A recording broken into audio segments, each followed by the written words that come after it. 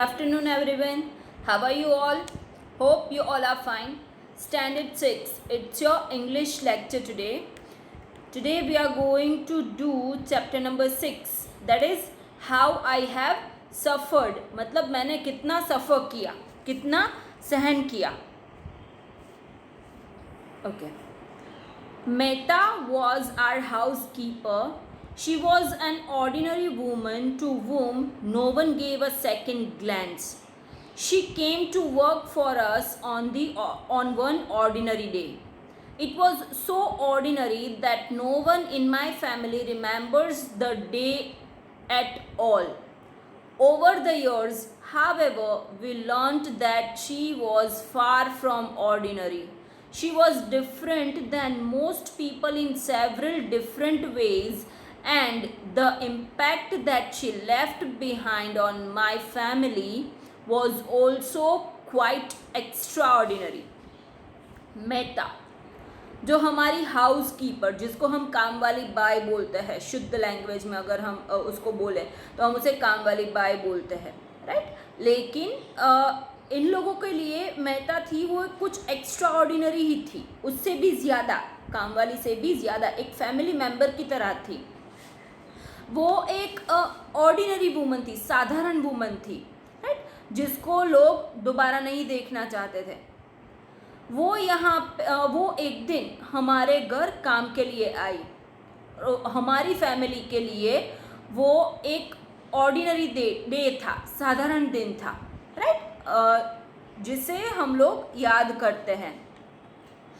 सालों के बाद भी हमने उस मेहता को, right, we learned that she was far from ordinary. हमने देखा कि वो ऑर्डिनरी से भी कुछ बहुत ही ज़्यादा खास है. वो दूसरे सारे लोगों से बहुत ही डिफरेंट है और उन्होंने हमारी फैमिली पे उसकी एक अलग ही इमेज बना के रखी थी. We did not know of course any of this on that day when she arrived. हम में से किसी को भी नहीं मालूम था जिस दिन वो हमारे घर आई थी. It was a day that would make a huge difference to our lives in the years to come. और उसके आने के बाद हम लोगों की ज़िंदगी में बाकी के जो साल है वो एकदम अलग ही बन गए. It is an irony that we have no recollection of that day. वो एक आयरनी मतलब figure of speech in which words are used. एक ऐसी लैंग्वेज, राइट, जहाँ पे वर्ड्स यूज़ किए जाते हैं, हम उसको याद करते हैं, हम उसे इमेजिन भी नहीं कर सकते हैं. I was not even born when she came to live with us. मैं पैदा भी नहीं हुआ था जब वो हमारे घर हमारे साथ रहने आई थी. She went on to become an omnipresent being in our lives so much so that I cannot think of my childhood without thinking of Meta. Omnipresent मतलब omnipresent मतलब something or someone who is present everywhere. Omnipresent मतलब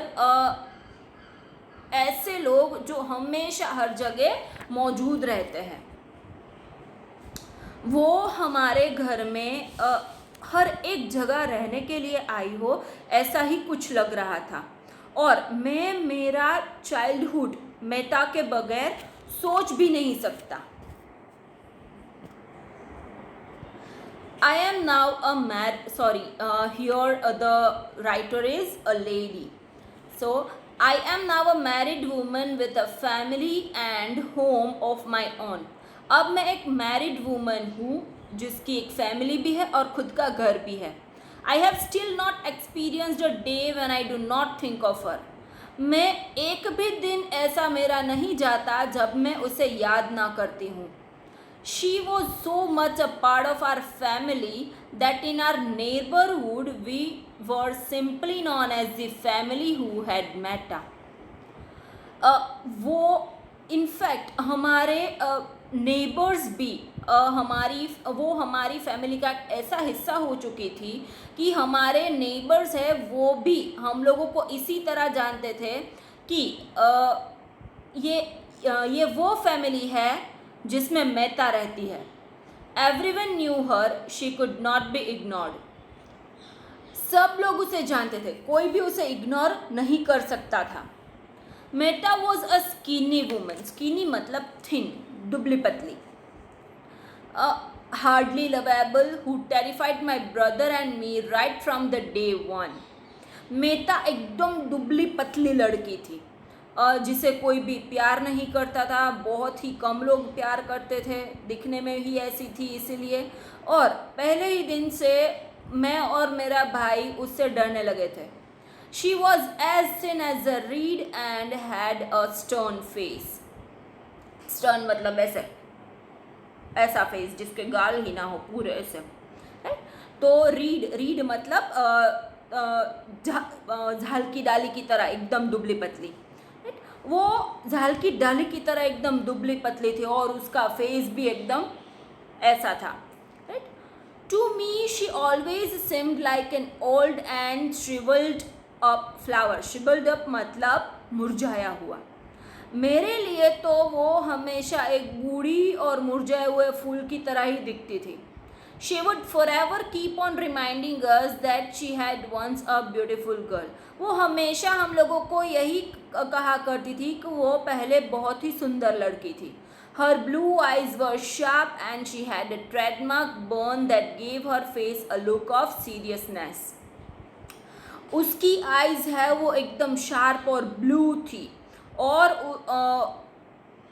एक trademark burn था उसके सिर पे, right, जिससे उसके जो फेस का लुक है वो एकदम सीरियसनेस जैसा लगता था.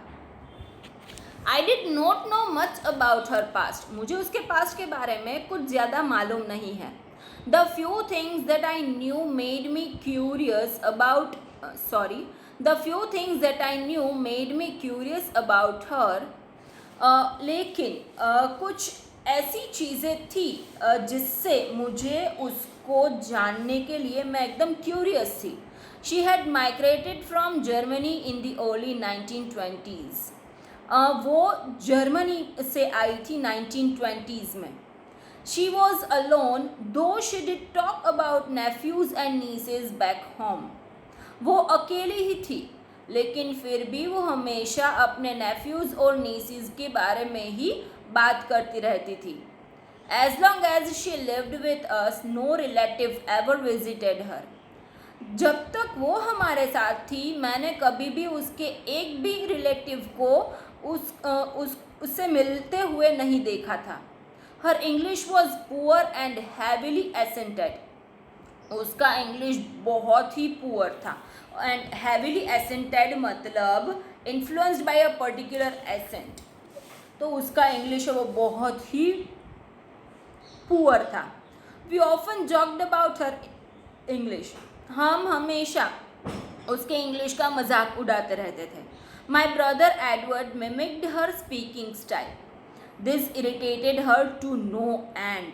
मेरा भाई एडवर्ड उसकी जो स्पीकिंग स्टाइल है उसकी मिमिक करता रहता है यानी कि उसकी नकल करता रहता था और इससे वो बहुत ही ज़्यादा चिढ़ जाती थी. She often complained about a variety of things. वो हमेशा बहुत सारी चीज़ों के लिए कंप्लेन करती रहती थी. You both have made me अगली एंड थिन. आप दोनों ने ही मुझे अगली और थिन बना दिया है. Edward you trouble me and my bones have become hollow. Edward तूने ही मुझे इस मुश्किल में डाला है और मेरे जो बोन्स है उसे एकदम क्या बोलते हैं, हॉलो मतलब एकदम नाजुक बना दिया है. नाजुक इन द सेंस कि जिसको बोलते हैं इंग्लिश में कि हल्का फुल्का है, राइट, मतलब वीक बना दिया है. The flash has disappeared from my skin. मेरी स्किन में से ग्लो, फ्लैश मतलब ग्लो चला गया है. अक्ष how I have suffered here. कितना सहन किया है मैंने यहाँ पर. Month after month, year after year she complained and this continued for 34 long years. महीने के बाद महीना, साल के बाद साल, कितनी कंप्लेंट्स की उसने कंटिन्यूअसली 34 ईयर्स तक. She would often falsely threatens us about leaving. वो कभी कभी हम लोगों को चले जाने के डर से हमें डराती थी. Edward, if you don't finish your food I am leaving. Edward, अगर तूने ये फूड फिनिश नहीं किया तो मैं चली जाऊंगी. Edward, if you don't clean your desk after studying I will leave immediately. Edward, अगर तूने स्टडी करने के बाद डेस्क क्लीन नहीं किया तो मैं तुरंत ही यहाँ से चली जाऊंगी. From the age of 4 till the time I was in my late 20s, we always heard her talk about Germany. 4 साल की होने तक 4 साल से लेके मैं जब मेरे 20s में आई, राइट, तब तक मैंने उसके मुंह से हमेशा जर्मनी के बारे में सुना था. Germany is so good. The air is clean and fresh. There are so many gardens. Even the weather is wonderful there. There is no place in this world like my Germany. We spent a good deal of our childhood listening to the praises of Germany. Germany बहुत अच्छा है. वहाँ air भी clean and fresh है, वहाँ बहुत सारे gardens है, वेदर भी बहुत ही अच्छा अद्भुत होता है वहाँ पर. और इस पूरे वर्ल्ड में जर्मनी के जैसी एक भी प्लेस नहीं है. और हमारा चाइल्डहुड मेटा की ये जो जर्मनी की बातें थी, जर्मनी की वो जो प्रेज यानी कि जिसको हम बोलते हैं वखान गुजराती में, राइट, तो उसी की तारीफ जिसको बोलते हैं, तारीफ करने में ही हमारा बचपन गुजर गया. Then came a phase when she would mention Germany and leaving us at the same time. I am getting too old to work. I am planning to leave this April, said Meta. फिर वो एक दिन आया जब उसने Germany और हमें छोड़ने के लिए बोला, एक साथ बोला. अब मैं बूढ़ी हो चुकी हूँ और मैं अब ज़्यादा वर्क भी नहीं कर सकती हूँ, इसलिए मैं प्लान कर रही हूँ कि मैं इस अप्रैल में यहाँ से छुट्टी ले लूँ. April would turn to July and then October. When October arrived, she would decide to stay on until January. फिर अप्रैल से जुलाई तक, जुलाई से अक्टूबर तक ऐसा चलता रहा. फिर फाइनली जब अक्टूबर आया तब उसने डिसाइड किया कि वो अब जनवरी तक रहेगी. Then it would be back to April again. फिर से अप्रैल तक वो आ गई. We could never understand her. हम उसे कभी समझ ही नहीं पाए. The reasons for postponing her departure were always flimsy. हमारा घर छोड़ने के बारे में वो जो रीजन्स बता रही थी, वो जो पोस्टपोन कर रही थी अपना प्लानिंग, राइट, वो एकदम फ्लम्सी मतलब वीक था, राइट, बिना किसी नींव का. April is very cold in Germany. July is so hot. At New Year, there is too much snow. This cycle repeated year after year and 40 long years passed by in a jiffy. We got used to her talk. Germany में अप्रैल है, वो अप्रैल में बहुत ही ठंड होती है, जुलाई में बहुत ही गर्मी होती है, और न्यू ईयर में तो वहाँ पर बहुत ही स्नो होता है. और ये साइकिल है वो ईयर आफ्टर ईयर ऐसे चलते ही रही और इससे 40 साल गुजर गए. इन अ जिफ़ी मतलब इन अ मोमेंट, सेकंड में ही ऐसा लग रहा है कि बस ये सेकंड ही हुई है और ऐसे करते करते 40 साल गुजर गए और हम उसकी बातों से हैबिचुएट हो गए, मतलब हमें आदत लग चुकी थी उसकी ये सारी बातें सुनने में.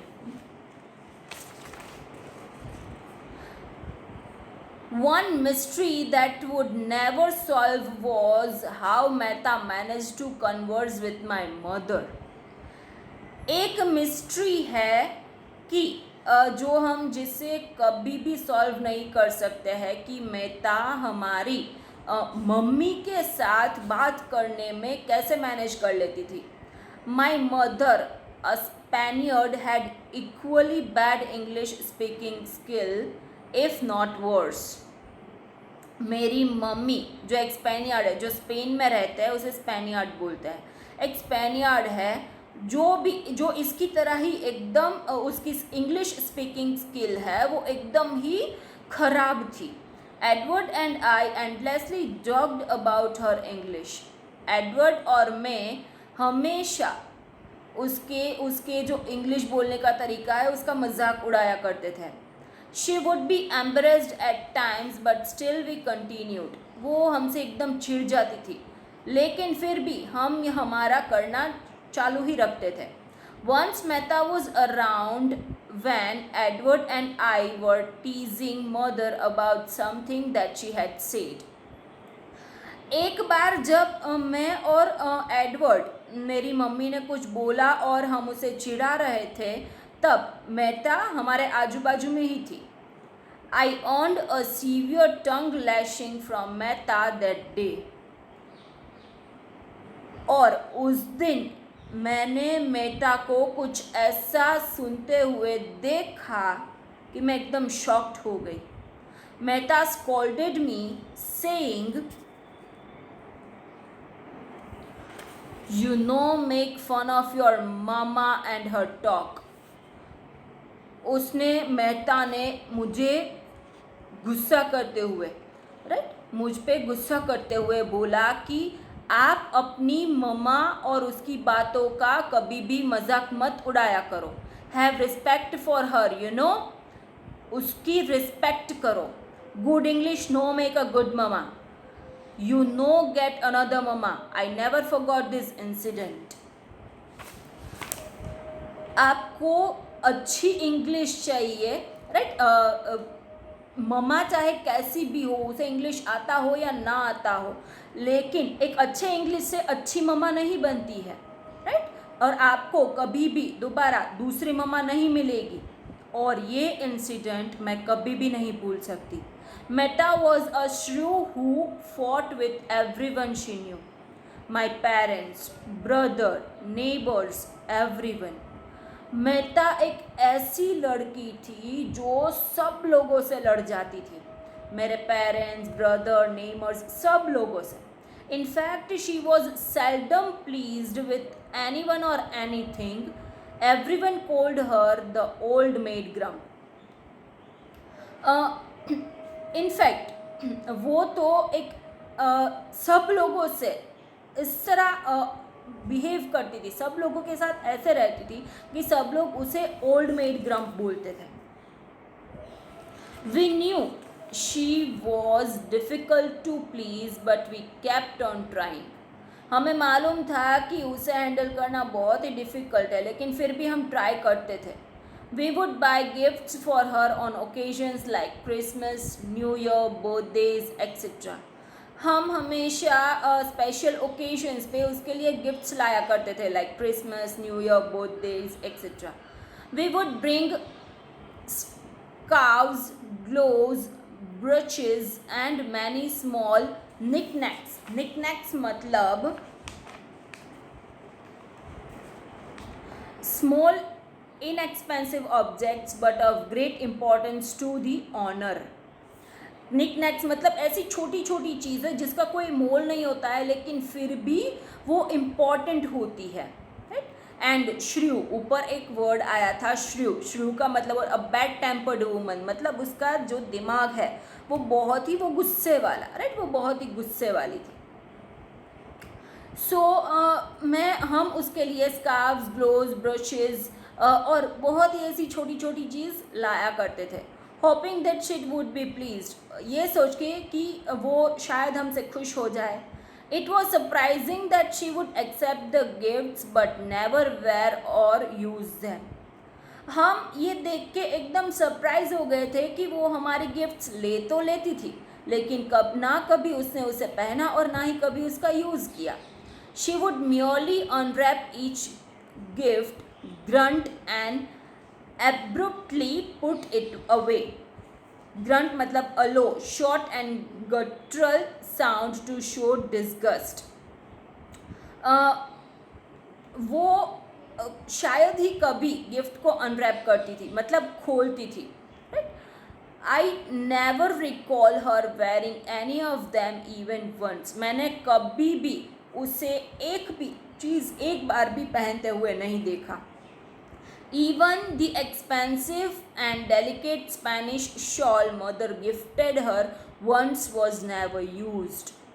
Even मेरी मम्मी ने उसे एकदम एक्सपेंसिव और डेलिकेट स्पेनिश शॉल दी थी गिफ्ट में, जिसका उसने कभी यूज़ ही नहीं किया. Eventually, we concluded that cash was the only form of gift she liked and valued. और फिर हम लोगों को आखिर में यही लगा कि कैश ही ऐसी एक चीज़ है उसके लिए, एक गिफ्ट की तरह, जिसको वो लाइक करती थी और उसकी वैल्यू करती थी. All her gifts went into my mysterious trunk, kept locked and tucked away in her room. उसकी सारी ये गिफ्ट्स है वो मेरे एक मिस्टीरियस ट्रंक के अंदर, मतलब पिटारे के अंदर लॉक हो गई थी. It was her most guarded possession. We wondered that what was in the trunk but never could find out. हम लोगों को पता था कि इसके अंदर कुछ है, लेकिन हम लोगों उसे उस ट्रंक के अंदर क्या है वो कभी भी फाइंड आउट नहीं कर सके. Meta was a very frugal person. Frugal मतलब पेनी वाइज.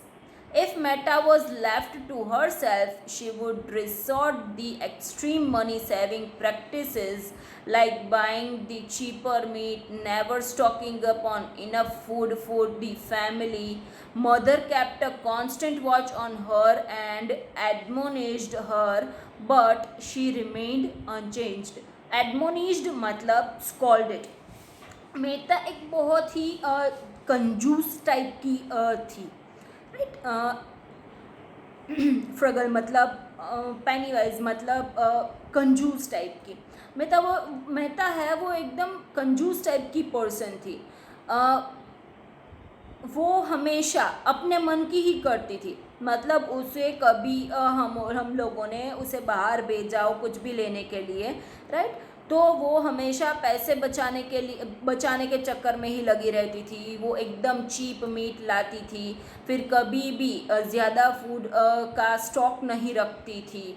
मेरी मम्मी हमेशा उसको इस चीज़ के लिए डांटती थी, लेकिन फिर भी उसने अपनी ये आदत कभी नहीं बदली. सो गाइज, आज के लिए इतना ही. Rest we will do in the next lecture. Till then, bye bye.